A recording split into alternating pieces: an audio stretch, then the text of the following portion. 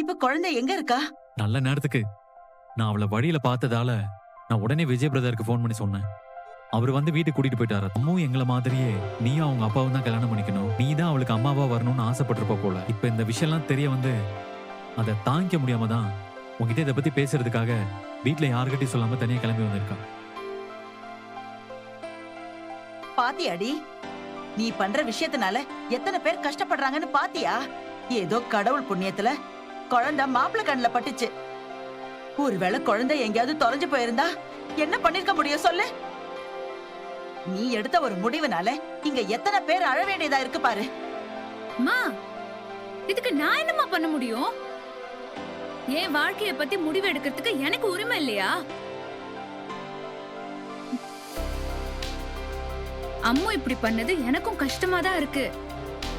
அவளை நினைச்சு எனக்கு பாவமா தான் இருக்கு.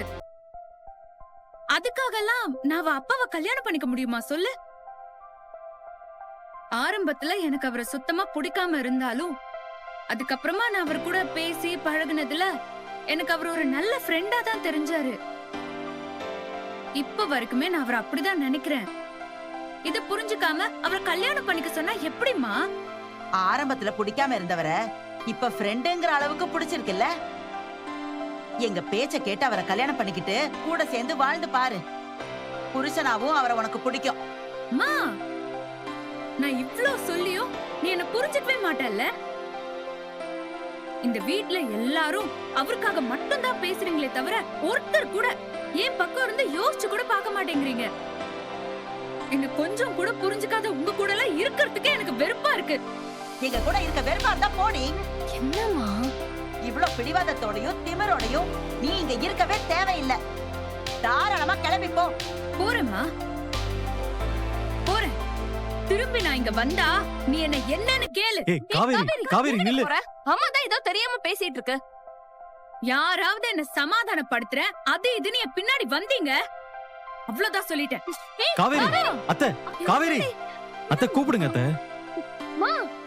என்னம்மா நீ கோவத்துல என்ன பேசுறோன்னு உனக்கு கொஞ்சம் கூட தெரியலையா? நீ வார்த்தையை விட போய் அவ இனிமே வர மாட்டேன்னு கிளம்பி போறா பாரு. அவ ஸ்கூலுக்கு தானடி போறா, எப்படியும் வேலை முடிஞ்சு இங்கதான் திரும்பி வருவா. ஏதோ கோவத்துல பேசிட்டு போறா, வந்துருவா. திமிரு பிடிச்சவ. அப்பா, கார் சத்தம் கேக்குது. விஜய் அம்மா கூட்டிட்டு வந்துட்டான்னு நினைக்கிறேன். அம்மோ அம்மா, விஜய் அம்மா வா வா வா வா. அம்மா எங்க போன?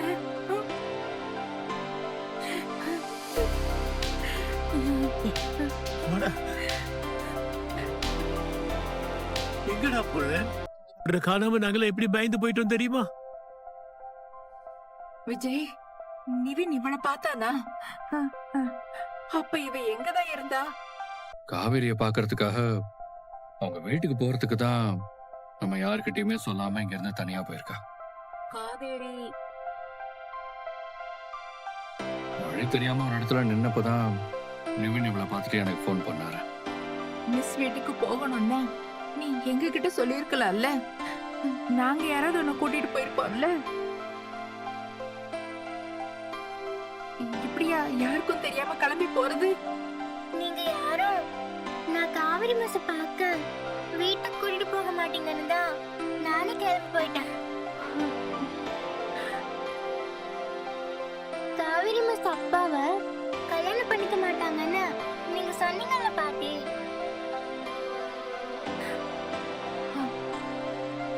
நான் சொன்னா காவிரி மிஸ் கேட்பாங்க.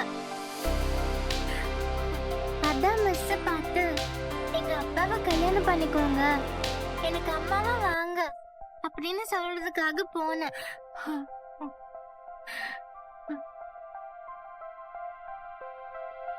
இங்க பாருமா, இந்த விஷயத்தை பத்தி எல்லாம் உங்க அப்பாவும் மிஸ்ஸும் பேசிக்குவாங்க. இதுக்காக அப்படி யார்ட்டையும் சொல்லாம வீட்டை விட்டு போக கூடாது. புரியுதாடா? புரியுது தாத்தா. இனிமே இப்படி பண்ண மாட்டேன்ல? பண்ண மாட்டேன் தாத்தா. ராதா, அம்மா ரூம் கூட்டிட்டு போ. காவேரி தான் அம்மான்னு தெரியாமலே மிஸ் தான் தனக்கு அம்மாவா வரணும்னு குழந்தை ஆசைப்படுறேன். அது இல்லாம உறுதியாவும் இருக்கா. ஒருவேளை கல்யாண விஷயத்துல இப்ப இருக்கிற மாதிரியே காவேரி பிடிவாதமா இருந்து வேற யாராவது கல்யாணம் பண்ணிக்கிட்டா நம்மனால அதை தாங்கிக்க முடியாதுன்றதை தாண்டி குழந்தை அதை எப்படி தாங்கிக்க போறான்னு எனக்கு தெரியல விஜய். ஹலோ, சொல்லுங்க. நான் உடனே உங்களை பார்க்கணும். இந்த ஸ்கூல் பக்கத்துல இருக்கிற தெருமுனைக்கு வர முடியுமா? என்ன விஷயம்? நீங்க நேர்ல வாங்க, நான் சொல்றேன். வரேன். ஏதோ பேசணும்னு சொன்னீங்க. ஏதாச்சும் முக்கியமான விஷயமா? ஆமா, ரொம்ப ரொம்ப முக்கியமான விஷயம். நான் தெரியாம தான் கேக்குறேன்.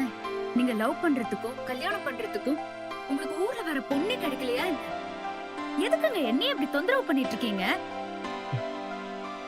நான் என்னங்க தொந்தரவு பண்ணேன்? அந்த விஷயத்தை பத்தி திருமணம் உங்ககிட்ட எதுவும் பேசக்கூட இல்லையே. நீங்க பேசலதான். ஆனா என்னைக்கு உங்க வீட்ல இருந்து சம்பந்தம் பேச எங்க வீட்டுக்கு வந்தாங்களோ அன்னையில இருந்து எங்க அம்மா அக்கான்னு எல்லாருமே இந்த விஷயத்த பத்தி பேசி பேசி தினம் தினம் என்ன டார்ச்சர் பண்ணிட்டு இருக்காங்க. இதுல உங்களுக்கு வேற என்ன கல்யாணம் பண்ணிக்கிறதுல முழு விருப்பம் இருக்கிறதா சொல்லிட்டீங்க. அப்புறம் அவங்க சும்மா இருப்பாங்களா? எப்படியாவது என்ன ஃபோர்ஸ் பண்ணி உங்களுக்கு கல்யாணம் பண்ணி வைக்கணுங்கிற முடிவோட இருக்காங்க. இவ்ளோ தொந்தரவும் உங்களால தானே எனக்கு.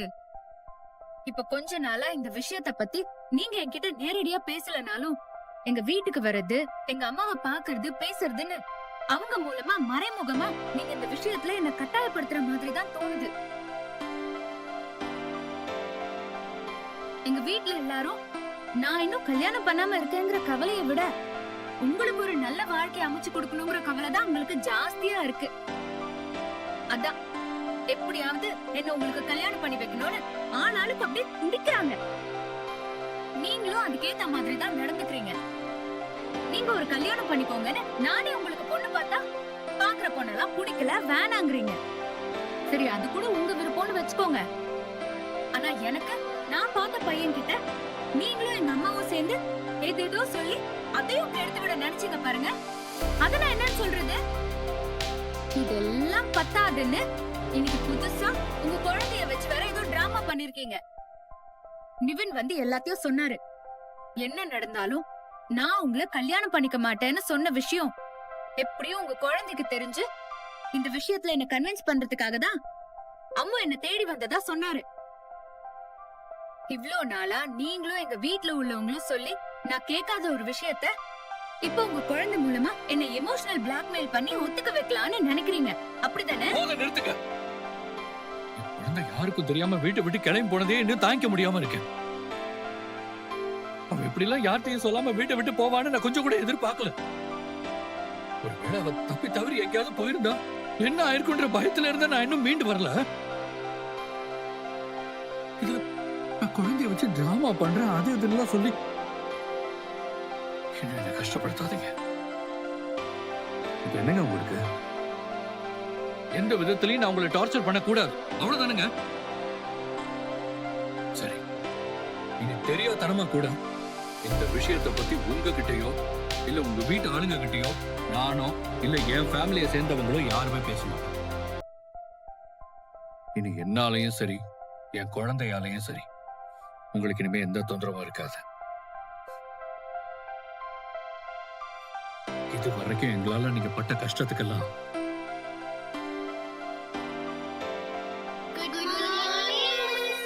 Good morning. Sit down. Kavya. Present, miss. Prema. Present, miss. Shivani. Present, miss. Pratiksha. Present, miss. Vedant. Present, miss. Sai Ratna. Yes, miss. Kaveri.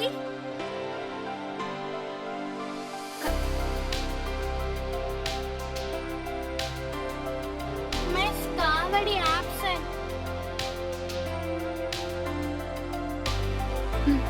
உட்கார். இனி என்னாலையும் சரி என் குழந்தையாலையும் சரி உங்களுக்கு இனிமே எந்த தொந்தரவும் இருக்காது. ஸ்டூடெண்ட்ஸ், இன்னைக்கு நம்ம வந்து டேஸ் ஆஃப் வீக் பார்க்க போறோம். ஓகேயா? இப்போ நான் எழுத போறத பார்த்து நீங்க உங்க நோட்ல எழுதிக்கோங்க. மிஸ் முடிச்சிட்டேன். மிஸ் ஃபினிஷ் பண்ணிட்டேன். Very good, super. ஏதோ ஒரு கோவத்துல அம்மாவோட அப்பா கிட்ட ரொம்ப கோவமா தான் பேசிட்டோம். அவர் அம்மாவை அனுப்பாம இருக்கலாம்ல. பாத்துமா ராதா, ஆ பாப்பாவுக்கு தண்ணி எடுத்துட்டு வா. வரேன்ப்பா. சரி சரி சரி, ஒண்ணு ஒண்ணு ஒண்ணு. இந்தா. அப்பா போதும்பா. இன்னும் கொஞ்சம் தாண்டா இருக்கு, இது மட்டும் சாப்பிட்டு முடிச்சிடறேன். கொஞ்சம் தான். இந்தா, காட்டு. ஐ, சாரதா பாட்டி. வாங்க வாமா. வாங்க உட்காருங்க. வாங்க. வாங்க. நல்லா இருக்கேன். நல்லா இருக்கீங்களா? நல்லா இருக்கேமா? நல்லா இருக்குங்க ஐயா. வணக்கம். உட்காருங்க. வணக்கம்டா. நல்லா இருக்கேமா? நல்லா இருக்கேன் தாத்தா. உட்காருமா. அம்மு. சாரதா பாட்டி. ம்,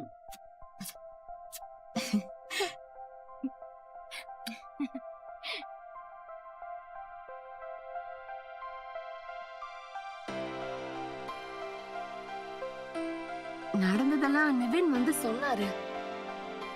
எங்களுக்கு அதை கேட்டதும் ரொம்ப கஷ்டமாயிடுச்சு. அம்மாவும் உடனே பார்க்கணும்னு சொல்லிட்டாங்க. அதான் கிளம்பி வந்தோம்.